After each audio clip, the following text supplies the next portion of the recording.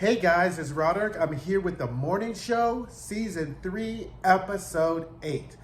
Okay, I was this close to putting on the glasses and opening up the library because I was going to read these characters for Phil, which I still am. I'm just not going to put on the glasses because I don't want to conflate my annoyance and frustration with the characters with the actors or actresses or with the show, because this was another really great episode. It's just that these characters are moving in a way that is just literally very maddening. But the good news is that's how it's supposed to go, right? So the first thing we're going to talk about is character arcs, right?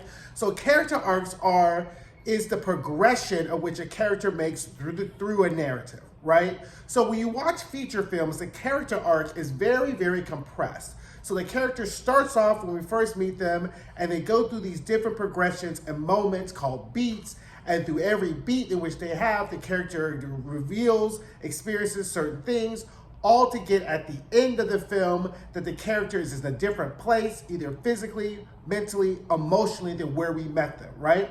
Now, in television, it still have character arcs, but it's as opposed to most feature films where it kind of goes like, you gotta go, most people think a character arc goes like this, like it's a full progressive line. But the truth of the matter is a character arc kind of goes like this, then it zags back like this, then it goes here, then it goes there, and it goes there. It's very much a zigzag line. So when you're watching television, the character starts at one place and they go through one season, and the thing is every season the character is in a different position, in a different place. They've moved forward, they've come back, they've moved forward, they've come back, which is what we were experiencing in season 3. The characters are just going through their arcs and they're zigging and they're zagging, and you're like, oh my God, what the fuck is wrong with you people? But that is what a character arc is supposed to do. You're supposed to see them triumph, you're supposed to see them succeed, and you see them fail, which reveals the flaws in every character and also gets you more invested in the show. That being said, our next thing we're going to talk about is the theme of the show. So every episode, every show has a theme, and this episode's theme is about consequences, right? So remember, the analogy that I've used that is quite appropriate with this show is that this show, the characters are set apart in 3 levels, right? You have the mortals, think of them as the people in the teacup dwellers. You have the demigods, which is occupied really by, Stella and Bradley, right? They're not fully on that god level of like Alex and Corey, but they occupy that middle space in which they're able to navigate between those 3. Why is that important? Because in all classical Greek myths, the people who pay the highest price are the mortals when they dabble with the gods, right? And that is what we see. The gods very seldom see the consequences of their choices because they have the power to ignore the choices that they make, right? If you think about every Greek myth, the tragedy of every story usually ends up happening to the mortals. Icarus and Daedalus, Narcissus, all the different people who encounter the gods always end up paying a high price. And we see that in this episode because the specter that kind of hangs over this show is Hannah Schoenfield, if you remember from season 1, is the woman who unalived herself because of her dealings with Mitch Kessler, right? So everybody in this show is trying to is dealing with their consequences. The mortals are facing their consequences. The demigods are either accepting them or kind of accepting part of them, and the gods are totally ignoring the consequences of their choices. And we're going to get into all of that as I go through and read these characters from Phil. So let's get started. So I'm going to go kind of, again, like I usually do as a progression of the show. I may condense some things because a lot of these things can be knocked off one-on-one. So let's start off. The show starts off with Chris. She's on her way to UBA. She's in the car. She gets out the car, and a woman comes up to her and throws red paint at her, calling her a baby killer. So she walks into UBA covered in this paint or whatever like that, and she's just kind of really very stoic, like, I really kind of like this coat or whatever like that, right? We'll deal with Chris in a second because Chris's situation is a bit nuanced, but still I'm just like, okay. So Meanwhile, Alex is in her dressing room ruminating, looking at the pictures, not really, again, accepting the choice of her consequences of having a relationship with Paul Marks, right? Mind you, the staff is watching the promos of her big interview with Paul Marks, and they're just like, what is this bullshit, right? Were they really fucking while this happened? Like, how is this? She's really making us all look like a joke. So then Alex and Mia walks in. Mia, once again, minding her black ass business, is like, oh, this is all about business. And then Alex gets salty with Joel, okay, who was Joel really speaking his mind. And then she has Chip with them, and they are trying to get the weak stories and get these big interviews because, again, we're still in the aftermath of Roe versus Wade, right? Meanwhile, Stella's meeting with Corey, and she's like, and they kind of like discuss the whole Chris situation. They're like, this is something that we need to worry about. Oh, we don't know. This should be okay. And Stella's like, something's going on with Paul Marks. I think, he's making some moves, whatever. And Corey doesn't care. Because the fact is, unless Paul Marks is really out here massacring baby pandas, this deal has to go through, right? So he does not care what Paul Marks is up to because this deal has to go through. So again, the whole consequences of getting in bed with Paul Marks, Corey does not want to face any of those. He wants the deal shut, he wants the deal done, he wants the money, and he thinks that he can really get through this entire transaction without really facing any consequences, right? And then he tells Stella that he has a $150 million buyout and that he's probably really too expensive for them to fire anyway. So again, the hubris of the gods is you can't really get rid of me because you got to pay me and whatever, right? Now we get to Chip and Alex. So Chip is pretty much trying to ground up interviews, get people together, and then, he's like, well, no one really wants to touch Alex because of this rumor going on with Paul Marks, because her legitimacy as a journalist is in question if she's in bed with the person who's buying her media company, right?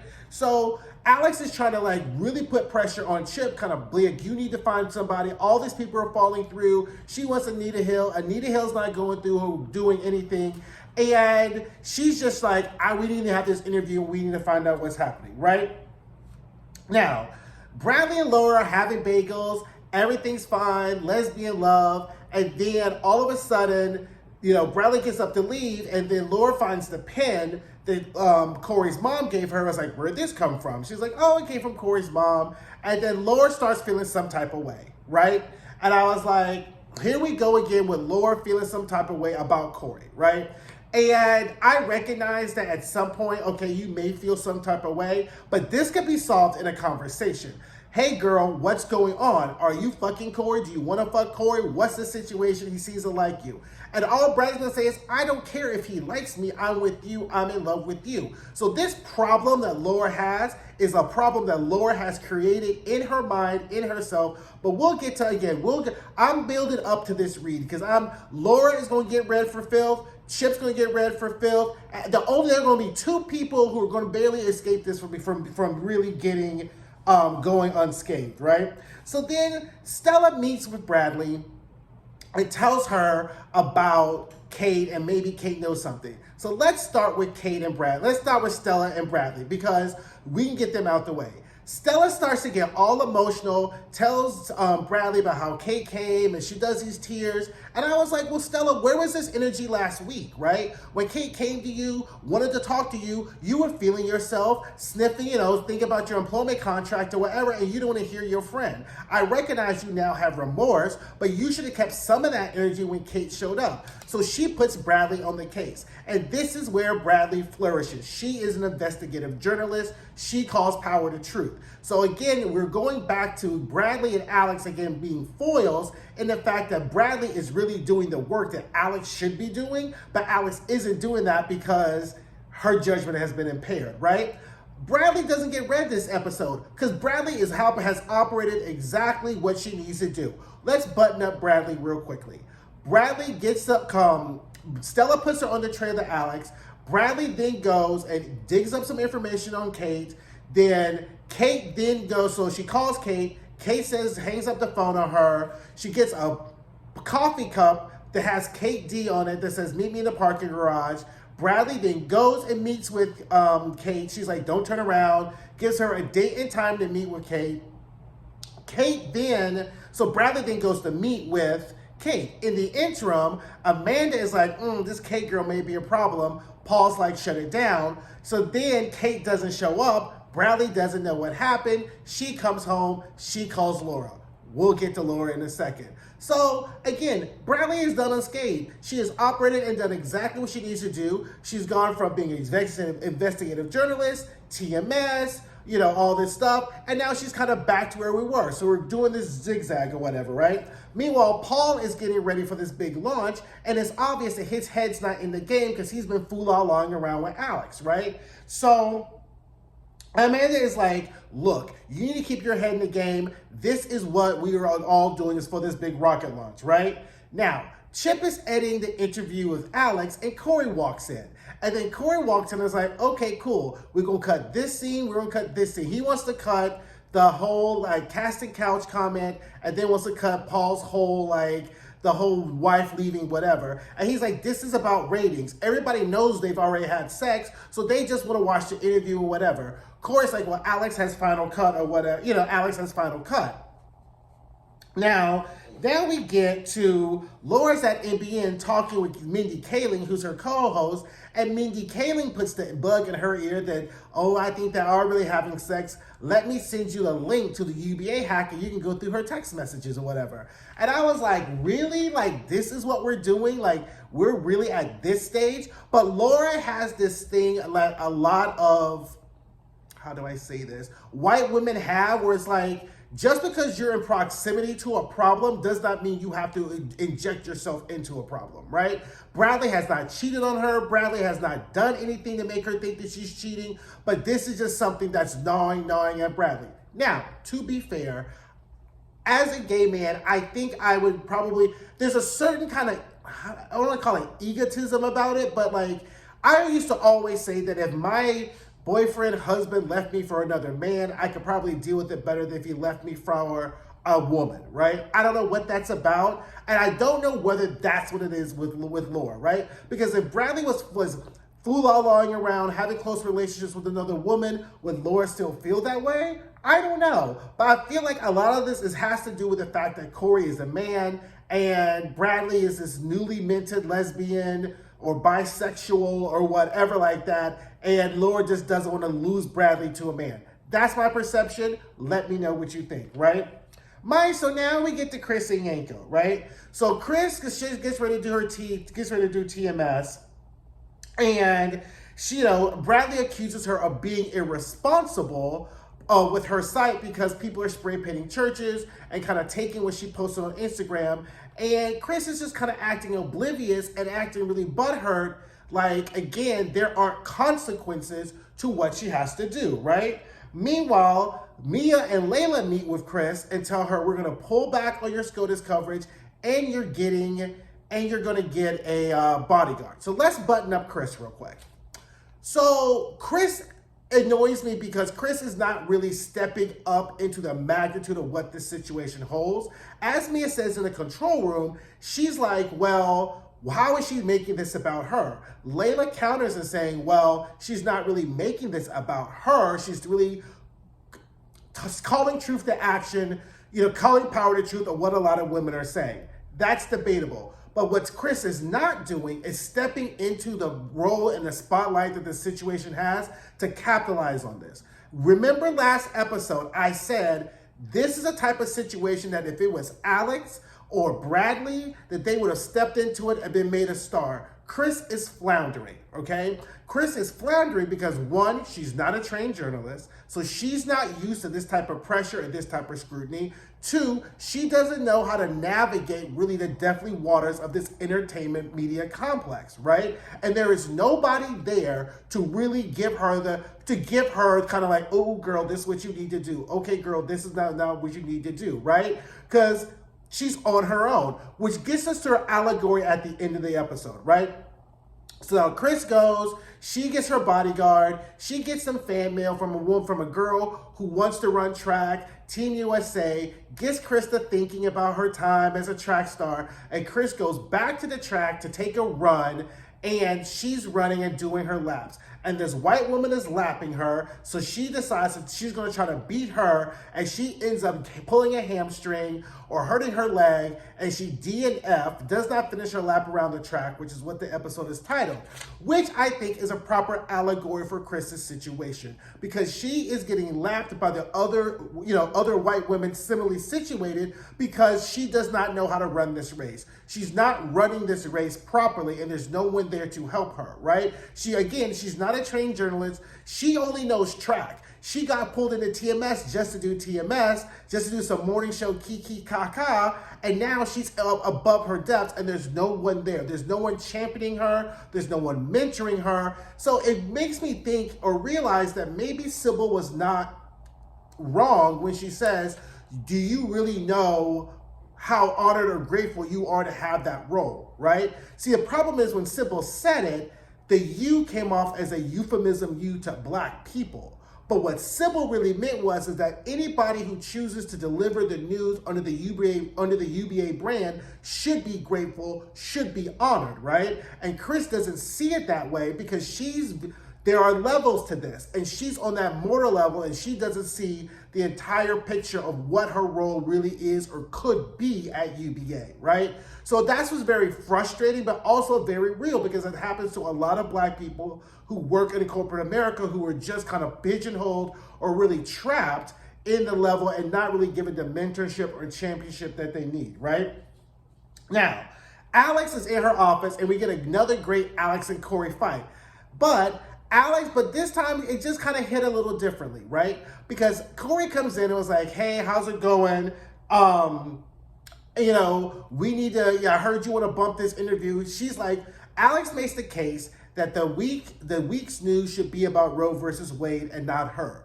Corey's like, that's all fun and good, but we've been promoting this show, and you are the news, and whatever the news is, we need to report it, right? See, what we're seeing is that Alex does not want to face the consequences of her relationship with Paul Marks, but she has final cut, and the fact that, so then Corey's like, look, I don't even have to come and talk to you, I'm just being nice to you, and she's like, you know what?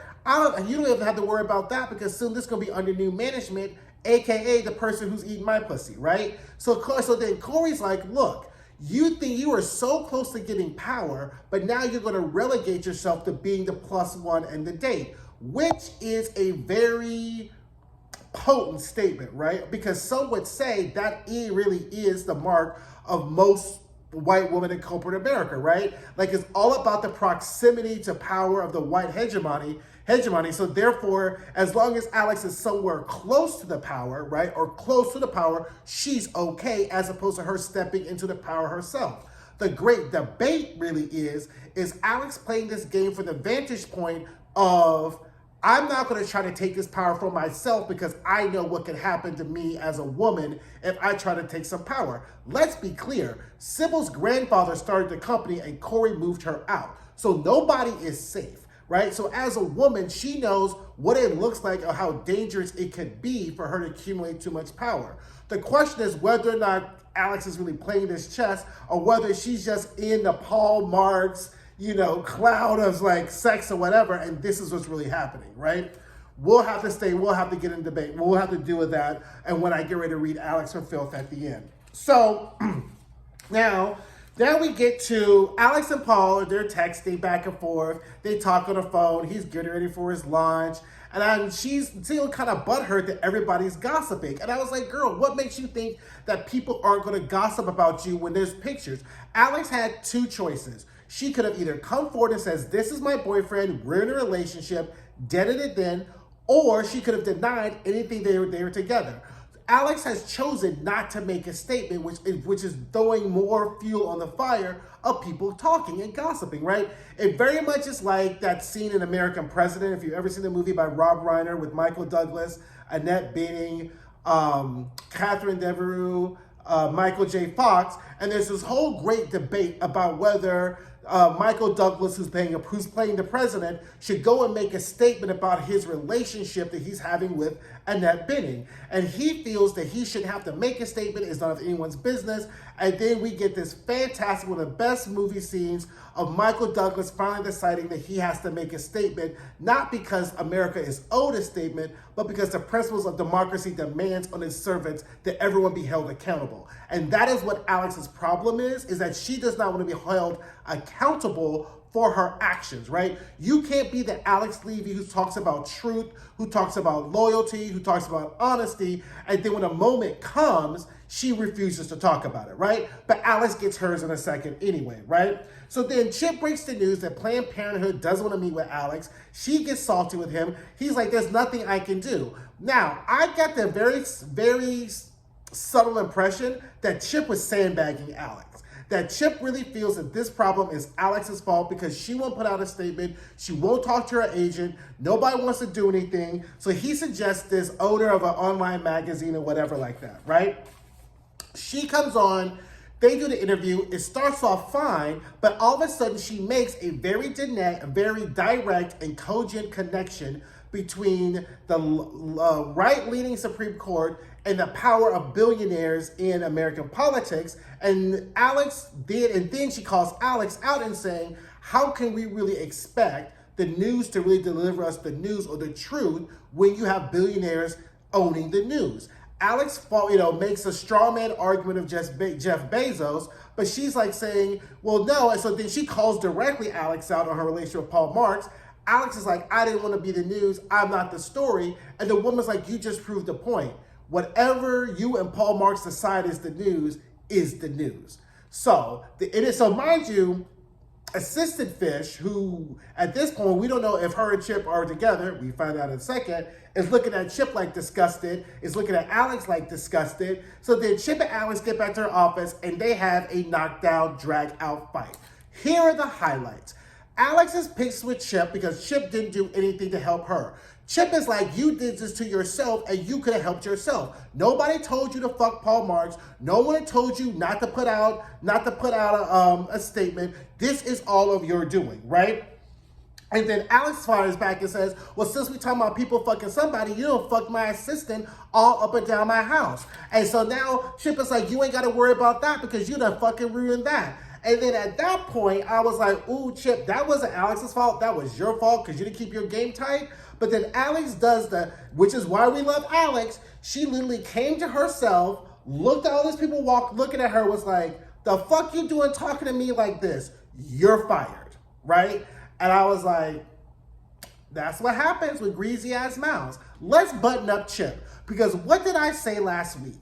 I said Chip was a whole ass clown if he thought he could ever have Alex. And I think that Chip was angry because he didn't know about Paul Marx and Alex, and he was butthurt because he knew he could have it, and he sabotaged his entire interview. He should have took his hurt ass feelings, went downstairs with a teacup with the mortals, and did whatever. He decided to have a greasy ass mouth with Alex, and Alex had to show him once again she ain't the one. She's not related to the one. She doesn't look like the one. There is no one in her name, and you ain't gonna talk to me any old kind of way up in my motherfucking office where everybody can see me. And that's what happens to mortals who play games with gods. You end up demised in Tartarus, which is where Chip ends up, down in the teacup with his hurt-ass feelings, complaining to Bradley that he got fired when he could have been upstairs or somewhere else if he had just kept his mouth shut. Now, Alex is whole ass wrong, right? Because this is her fault and this is her problem. The problem is that she does not want to accept consequences, and she does not have to, because as long as she keeps Paul Marx happy and keeps Corey happy, she still gets her same power, and she doesn't want to feel any consequences. And when Chip made the connection that Alex always likes to sleep with the powerful men, that's what got him fired, right? When he was like, now you go back just like you did with Mitch, and she was like, Mitch, how can you bring up Mitch? Mitch wasn't my boss. And he's like, she's everybody else's boss. So Alex does like to be that like extra +1 girlfriend next to the power thing. Maybe it's a coincidence. I don't believe in coincidences, but that's Alex. And Alex has just she lost her MVP status because the way in which she's moving is just very out of sync with the calculating, pragmatic Alex. But again, that's how character arcs go, right? They go up, they go down, and we're seeing Alex just really move in a way that ultimately we're like, danger, danger, danger, Will Robinson. Like, are they really trying to make us believe that Paul Marx really and Alex, I mean, I see sexual tension. I don't see like love tension. Like, I don't see like a Sade song sung when they're together. It's more kind of like, you know, it's more, more like Cardi B. I like it like that as opposed to like Ordinary Love, So I see there is chemistry, but it's not giving me love chemistry. It's giving me the break my back, let me see what does that thing do type of situation, right? So then we get to Paul Marks gets back. The launch went horribly. He's super drunk. Amanda's like, you're going to be late to the photo shoot. And they stop at Dwayne Reed to kind of button him up, get him some Gatorade, some gum, whatever. He shows up to the photo shoot, right? I'm kind of pulling Paul Marks' arc together. He shows up to the photo shoot, and then Corey decides that he's going to poke the bear and be like, why do you smell so bad? I didn't know we pre-gaming. You and Alex have a problem? He's like, keep Alex's name out your motherfucking mouth. It's none of your business. He was like, look, I don't care. And Paul Marks is like, look, you're a small man. He's like, small as I may be, you're going to motherfucking need me because you think you can just buy a media company and leave it, and you're going to need somebody who could deal with the bankers, who could deal with the ad execs, who could deal with talent, right? Because you get the cutie Alex, but the Alex who stomps in your office and reads you for filth every Monday, Wednesday, and Friday and Sunday, you ain't got that Alex yet. Wait till you in charge, and your situation, Alex, is going to motherfucking change because Alex is going to be up in his ass, literally and figuratively, trying to get everything he wants, right? So really what Corey is doing is making this pitch that Paul Marks really needs him, right? And that any plans to get rid of him may be short-sighted because Corey really knows how to make the sausage, and he doesn't mind getting his hands dirty, right? Now let's get to Laura. So Laura's dumbass decided that she's going to go on the hack website and starts hacking it and starts looking up text messages or whatever. She sees messages from Corey. She starts getting curious. Then she sees more messages. So finally, in her investigative journalist role, she puts two and two together and figures out that Corey and Bradley hid and did not submit the full footage to the FBI, right? And now Laura's in her feelings. And I was like, how is this a problem, right? This has nothing to do with you, right? Like, okay, because she realizes why she did it, right? She sees the messages from Hal, I'm so sorry, I'm in a better place. I just feel like, again, I just have a PhD in minding my black ass business, so that when people don't mind their black ass business, or their white ass business, or their Hispanic, or Latino ass business, or their Asian ass business, I just get annoyed because I don't understand how this is an issue, right? Now, let me know. Is this an issue because Bradley did not tell her what happened? Or is this an issue because Bradley has ethically violated her journalistic integrities and AKA also broken the law? Most people are going to say it's one. I think it's two. I think Bradley's I think Laura is ethically repulsed and appalled at what Bradley has done. And I was like, girl, this ain't got nothing motherfucking do with you. I can see you being hurt that she didn't tell you, but you see why she didn't tell you. It's a federal fucking offense. It's a federal crime, right? So the least amount of people she knows, whatever. And it's not her business to tell. It's her brother and it's Corey's business to tell. So again, Laura deserves, at this point, I knew this lesbian relationship was going to irk me. And now Laura has totally irked me because I was like, girl, are you really going to make this a thing? Or are you going to be super trifling and take it to NBN and break the story, right? So I don't know what this is going to be, but I was just like, ugh, girl. So then when Bradley gets back from her missed meeting with Kate, she calls Laura. Oh, I love you. Laura's like, I'm staying in. I'm sick. Okay, girl, let me know if I need you to bring some chicken soup or something. I love you. She's like, I love you too. Girl, I just was like, Laura, you're trash. I was like, whatever, right? Now, then let's get to Mia and Andre. So Mia, girl, as much as Mia could get MVP status, right? Her whole Circle K situation that was going on was so annoying, right? And I called it Circle K because it reminded me of you working at the gas station or convenience store, and then you decide that you're gonna leave work to go cuss out your boyfriend, and you're like, "Ooh, girl, cover my shift." Because Mia's in a control room while TMS is going on. She sees Andre on the screen at NBN. She gets mad. She's like, "Ooh, Layla, cover for me." Goes to NBN, sits in the lobby, and then cusses Andre out for Andre not telling her where she was. And Andre's like, well, what the fuck? I was somewhere else. What does it really matter to you anyway? Subtext, you kicked me out your apartment. You called me an asshole. Wherever I go should be none of your business. She calls him a middle-aged adrenaline junkie who can't stay in one zip code.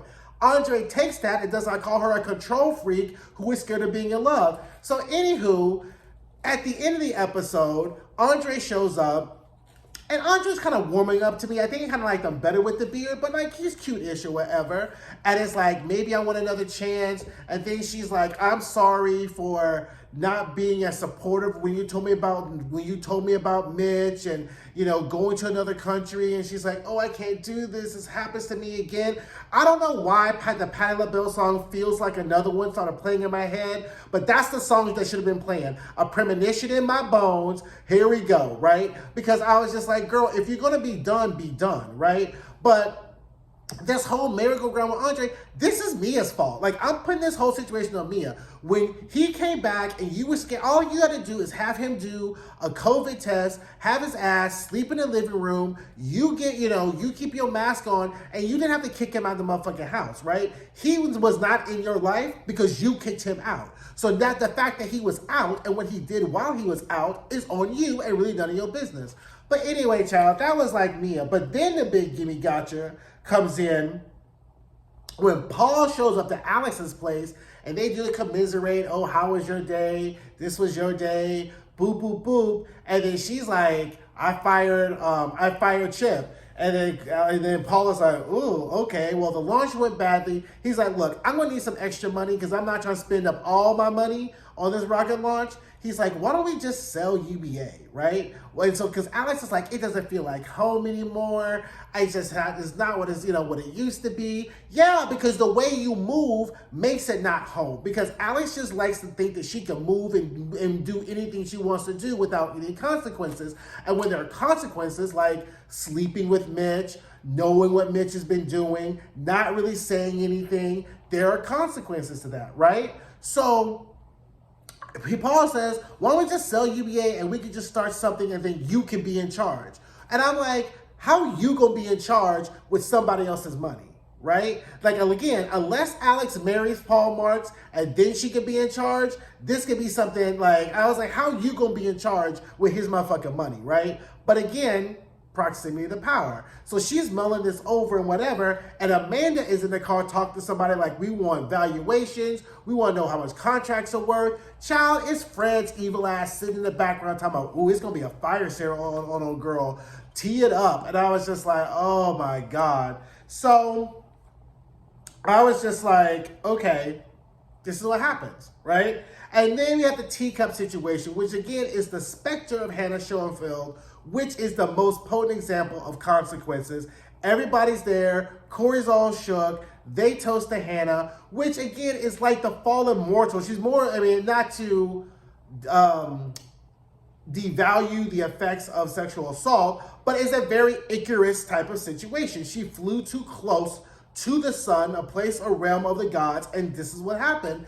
And this is what, not to say it was her fault, but when you tangle around with godly things, bad things happen. And Hannah Schoenfeld is the specter of what happens when you do that. So they all toast to Hannah. Notice who's there. Stella's not there. She's a demigod. She can come and go. Bradley's not there. Bradley's there. Demigod. She can come and go. There's no Alex. There's no Corey. There's nobody from the upper realm to memorialize this situation, right? So you pretty much now see from that scene who all the mortals are and how the mortals are dealing with the acts of the gods, right? So there we go. So at the end of the day, I didn't go in and let have like I really thought I was, but this was a fantastic episode. Let me know what you guys think. Don't forget to drop down in the comments, like, subscribe, share, and I'll see you guys soon.